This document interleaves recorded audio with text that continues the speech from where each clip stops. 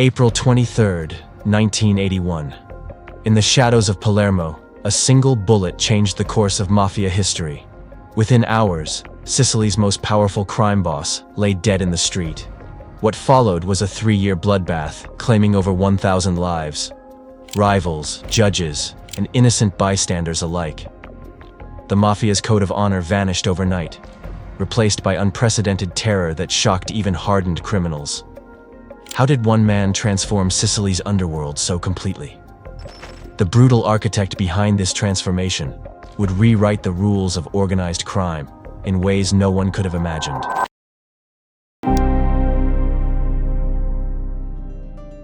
In the rolling hills of rural Sicily, a criminal dynasty was forming what would one day bring the entire island to its knees. The Corleonesi emerged from the dusty streets of Corleone, a hardscrabble town of farmers and shepherds, dismissed by Palermo's sophisticated mafia bosses as backward peasants unworthy of consideration. This fatal underestimation would eventually cost hundreds of their lives. The transformation began decisively on a summer day in 1958. Luciano Leggio, a ruthlessly ambitious mafioso, orchestrated Michele Navarra's assassination. Gunmen ambushed Navarra's car on a country road, riddling it with bullets. The attack marked more than a power grab. It signaled a fundamental shift in mafia methodology. Leggio rejected the traditional approach of building influence through favors and political connections. Where traditional bosses negotiated and compromised, he eliminated obstacles permanently. This brutal efficiency attracted 2 devoted disciples, Salvatore, Toto, RIINA', and Bernardo Provenzano.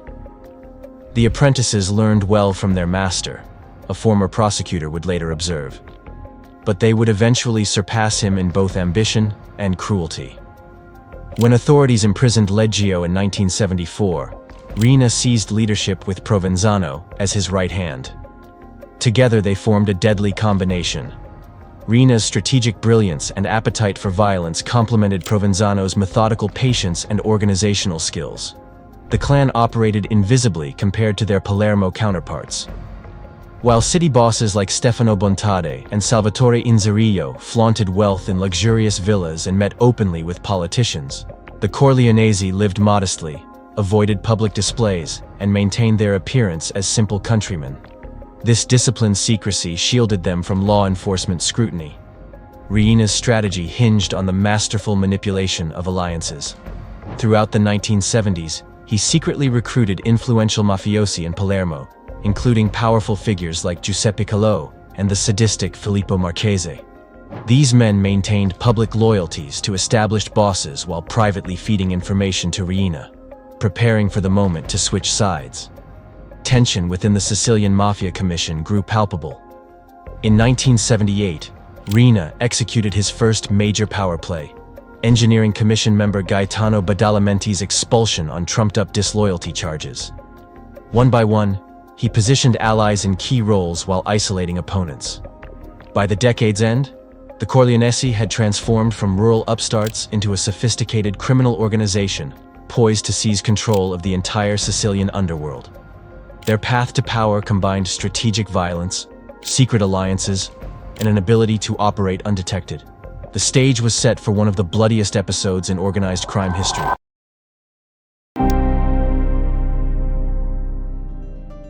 On the night of April 23, 1981, the unspoken rules of Cosa Nostra were shattered in a hail of bullets. Stefano Bontade, one of Sicily's most powerful mafia bosses, was driving home after celebrating his 42nd birthday. The festivities had been lavish, a fitting tribute to a man whose influence extended from the streets of Palermo to the corridors of political power. As his car navigated the darkened streets, Bontade had no reason to fear. His connections had always made him untouchable. Then came the roar of a motorcycle engine. Giuseppe Greco, a Corleonesi hitman, emerged from the shadows with an AK-47 assault rifle. Bullets tore through the night. Bontade died instantly. The killing was executed with military precision. A calculated statement, not a crime of passion. The assassination sent tremors through Sicily's criminal underworld. Bontade's political connections had supposedly guaranteed his safety. His death signaled a dramatic shift in the power dynamics of the Sicilian mafia. The old rules were obliterated. The unthinkable had happened. Before the shock could register, the Corleonesi struck again. On May 11th, just 3 weeks after Bontade's murder, Salvatore Inzerillo was gunned down outside his mistress's house. The message was unmistakable. No one was safe. The Corleoneses' campaign marked a grim departure from previous conflicts. They targeted innocent family members. Inzerillo's teenage son, who swore revenge against RIINA, was kidnapped, tortured, and killed with a machete, a brutal warning against retaliation. The bloodshed crossed continents, demonstrating the Corleoneses' global reach. Inzerillo's brother was found dead in New Jersey. Badalamenti's nephew's dismembered body surfaced in Germany. There was nowhere to hide from the Corleoneses' grasp. Each killing reflected meticulous planning, not impulsive violence. These assassinations formed components of a grand strategy orchestrated by RIINA. Every death eliminated potential resistance and consolidated power. The victims represented strategic obstacles to the Corleoneses' dominance. This methodical violence created an atmosphere of terror that paralyzed the opposition. By targeting the most powerful figures first, RIINA demonstrated his unlimited reach. By eliminating their family members, he prevented any vendetta from taking root. The systematic nature of the violence, the careful selection of targets, the brutal methods, the erasure of entire bloodlines, left competitors immobilized with fear. These initial assassinations were merely opening moves in a much larger campaign. RIINA wasn't simply eliminating rivals, he was rewriting the very rules of Sicilian organized crime. Through calculated violence, he created a new order, one built on fear rather than the traditional concepts of honor and respect that had governed mafia relations for generations.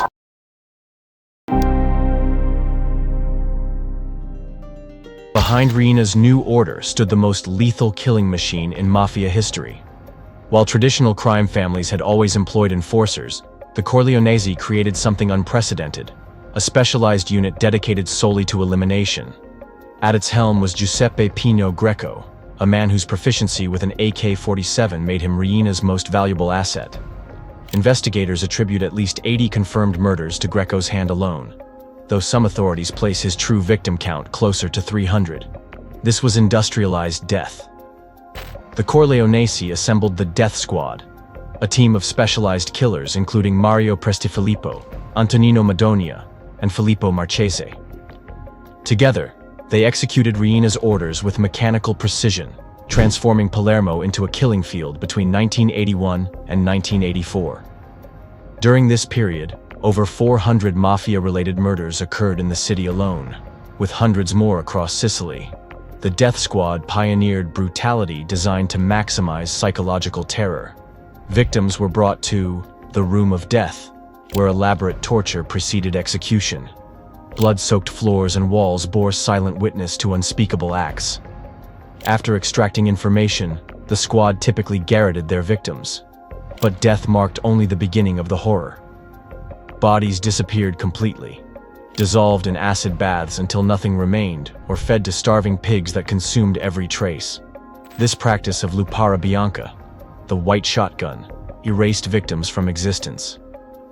Approximately 160 people simply vanished during this period, leaving families in perpetual limbo, never knowing with certainty their loved one's fate. This strategy of disappearance served a calculated purpose. A dead body could be mourned, closure achieved. But a disappeared person left an open wound. The perpetual question mark hovering over their fate instilled a deeper terror. This psychological dimension spread fear throughout Sicily, paralyzing law enforcement and silencing potential witnesses before they could speak. What made the Death Squad particularly effective was their willingness to operate outside all traditional boundaries. For centuries, the Sicilian mafia had observed certain codes. Women and children were generally spared, and innocent bystanders were avoided. The Corleonesi shattered these norms. They killed women, tortured children, and eliminated innocent relatives without hesitation.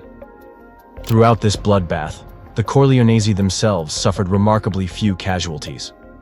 While hundreds of their enemies fell, RIINA's core group remained largely intact. This asymmetry stemmed from their secretive lifestyle. While traditional mafia bosses lived visibly, frequenting restaurants and social clubs, the Corleonesi remained shadows, ghosts who struck without warning and disappeared back into obscurity.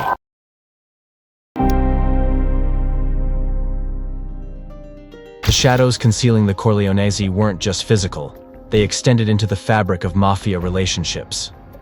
Where traditional families operated on an unwritten code of honor, RIINA had perfected a far more insidious weapon: betrayal from within. The most dangerous enemies weren't those hiding in shadows, but those sitting at the same table, raising glasses in false friendship. Rosario Riccobono personified this treachery. A powerful Palermo boss publicly aligned with Bontadi and Inzerillo, he secretly served as RIINA'S hidden weapon. In late May 1981, Riccobono executed a devastating strike. He invited 6 members of Bontadi's and Inzerillo's families to a seemingly friendly meeting. These men vanished completely, victims of Lupara Bianca, the white shotgun, where bodies disappear without a trace. This infiltration strategy spread throughout Sicily as RIINA'S secret network activated. Men who had shared decades of friendship suddenly turned on their brothers. The genius lay in its psychological impact. When betrayal could emerge from anywhere, trust collapsed entirely. By autumn 1982, RIINA demonstrated that treachery ran in all directions. In November, Riccobono and 8 loyal men attended dinner at a luxurious country mansion of a supposed ally. The evening progressed normally with fine food and wine creating an atmosphere of camaraderie. When the meal ended, Riccobono's party found themselves surrounded. Each man was methodically strangled to death. Their bodies vanished. The next day, Riccobono's brother was discovered in his car, headless. Associates throughout Palermo were systematically eliminated. The message resonated clearly. Loyalty through betrayal guaranteed nothing. The pattern continued with mathematical precision. Filippo Marchese, operator of the infamous Room of Death torture chamber, disappeared after serving his purpose. Giuseppe Greco, the legendary hitman responsible for dozens of killings including Bontad and Inzerillo, was eliminated when his notoriety became problematic. As 1982 drew to a close, the traditional mafia value of honor among thieves had disintegrated completely. The old system had operated on predictable rules. Territories were respected, vendettas followed protocols, and loyalty provided stability. RIINA replaced these codes with naked terror. No relationship remained sacred. Survivors of once powerful families faced an impossible choice: continue fighting an unwinnable war against an unidentifiable enemy, or surrender to the Corleonesi. Many chose surrender, switching allegiance from absolute terror rather than respect. The old guard was decimated physically and spiritually. Their way of life was rendered obsolete by RIINA'S ruthless innovation.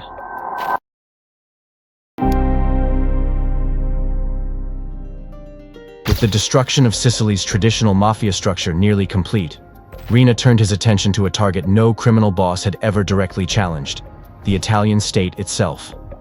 Unlike previous mafia leaders who preferred bribing officials or operating in the shadows, RIINA believed in something far more audacious: direct elimination of those who stood in his way.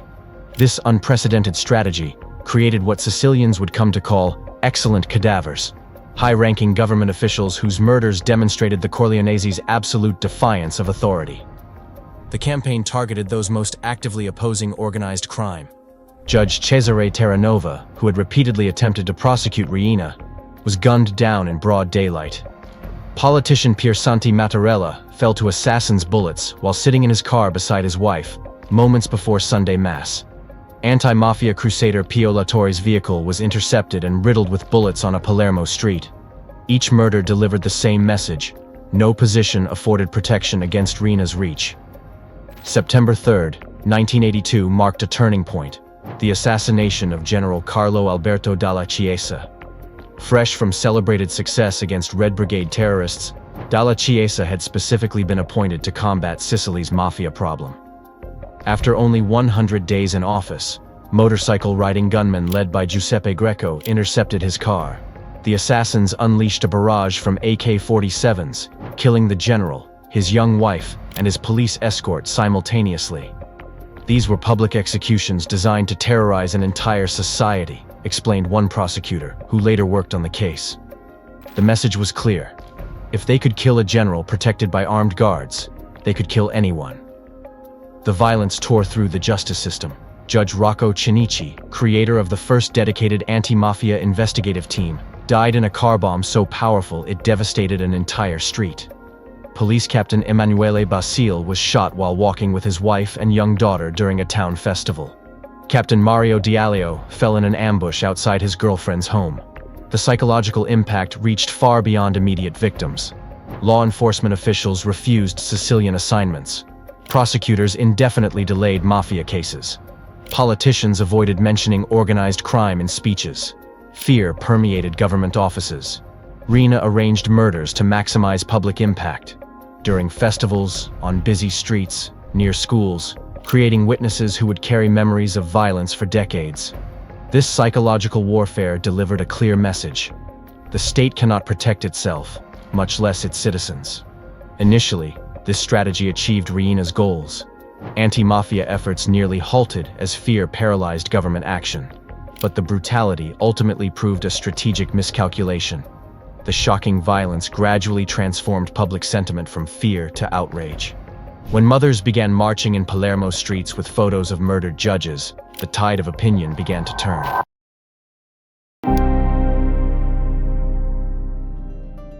As mothers marched in the streets of Palermo, another form of resistance was brewing from an unlikely source.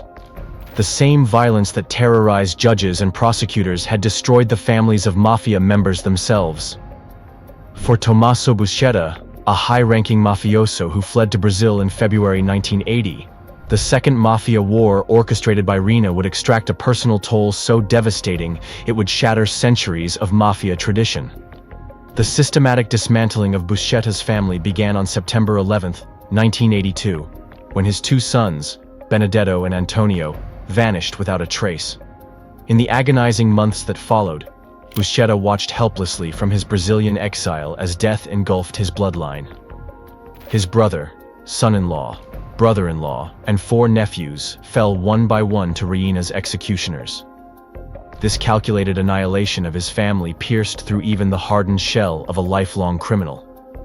Brazilian authorities arrested Buscetta in São Paulo on October 23, 1983. By June 28, 1984, he was extradited to Italy, returning to a homeland where everything he loved had been extinguished. Crushed by grief and desperation, Buscetta attempted suicide. His survival became a turning point. With his world in ashes, he made the unthinkable choice to break omertà, the sacred code of silence that had protected the mafia for generations. Judge Giovanni Falcone found in the broken mafioso something investigators had never secured, an insider willing to expose the organization's inner workings. Buscetta's testimony revealed the mafia's hidden structure, its secret rituals, and operational methods. The veil covering Sicily's most feared criminal enterprise lifted for the first time. Salvatore Contorno, who had narrowly escaped the purge of Bontade's allies, joined Buscetta in breaking the code. His intimate knowledge of the ongoing war provided investigators with crucial intelligence about RIINA'S operation, strengthening the growing case. The revelations from these pentiti culminated in the historic Maxi trial of 1986. Hundreds of mafiosi faced justice simultaneously in a purpose-built bunker courtroom. The unprecedented scale of the proceedings directly mirrored the magnitude of RIINA'S bloodshed. The most profound irony came when RIINA'S own brutal methods turned allies against him. Leonardo Messina, once part of the Corleonesi network, later explained, "RIINA used us to get rid of the old bosses, then got rid of all those who raised their heads." The extreme violence that had appeared so effective ultimately created the conditions for the mafia's first major legal defeat. The Maxi trial resulted in over 300 convictions, a crushing blow to an organization that had previously operated with near impunity. While 300 mafia convictions seemed like justice, RIINA remained free, and his response to this legal challenge would shock even hardened crime observers. By 1984, the Corleonesi faction had achieved what no Sicilian crime family before them could: total dominance of the island's underworld. Every rival family had been crushed, absorbed, or forced into submission. But RIINA'S victory came at a staggering price: over 1,000 lives lost in just 3 years, and the complete dismantling of centuries-old mafia traditions. With absolute power consolidated, RIINA escalated his war against the Italian state. In 1992, he orchestrated the assassinations of judges Giovanni Falcone and Paolo Borsellino, Italy's most prominent anti-mafia fighters. Falcone died when explosives beneath a highway detonated as his motorcade passed, creating a blast so powerful it registered on earthquake monitors. 2 months later, Borsellino was killed by a car bomb outside his mother's apartment building. These murders sparked unprecedented public outrage across Sicily. Yellow ribbons appeared on balconies throughout Palermo. Thousands marched in the streets, openly defying the mafia for the first time in generations. These murders crossed a line that even the most violence-hardened Sicilians couldn't accept, noted one investigator who worked on the case. The state's response was immediate and overwhelming. The Italian government deployed 7,000 military personnel to Sicily. Parliament rushed through emergency anti-mafia legislation, including Italy's first witness protection program. In January 1993, after 23 years as a fugitive, RIINA was finally captured at a traffic checkpoint in Palermo. His arrest revealed a disturbing reality. He had been hiding in plain sight, living in a comfortable villa, taking his children to school, and dining in restaurants.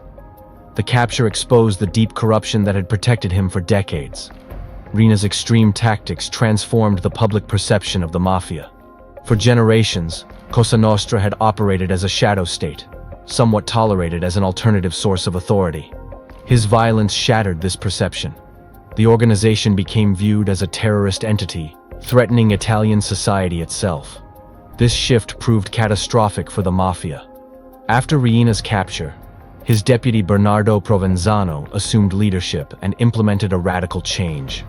Known as the Accountant, Provenzano recognized the strategic failure of RIINA'S bloodbath. Under his direction, the mafia adopted an invisible strategy, avoiding high-profile killings, settling disputes through negotiation, and focusing on infiltrating legitimate businesses. The Great Mafia War demonstrates how extreme violence can destroy even criminal organizations. The bloodshed that initially cemented RIINA'S control ultimately created unprecedented legal action against the mafia and turned public opinion decisively against them. The aftermath of the Great Mafia War reveals a devastating truth about absolute power. In Sicily's bloody criminal landscape, we find no victors and vanquished, but only annihilation. As Salvatore Contorno, who witnessed the carnage firsthand, testified, "The winning and losing clans don't exist, because the losers don't exist. They killed them all." His words capture the essence of RIINA'S campaign, not conquest, but extinction. The irony lies in RIINA'S victory creating its own undoing. His brutality dismantled the very organization he fought to control. Today's Sicilian mafia is merely a shadow, with former members becoming informants, betraying once sacred codes. What RIINA never foresaw was that extreme violence would turn the state, society, and even his allies against him. Sicily's streets still bear these invisible stains, a permanent reminder that absolute power corrupts absolutely and always exacts its price. If you enjoyed this video and would like to see more deep dives into the world of organized crime, make sure to subscribe to Crime Republic, like the video, and comment down below what topic we should cover next. See you next time.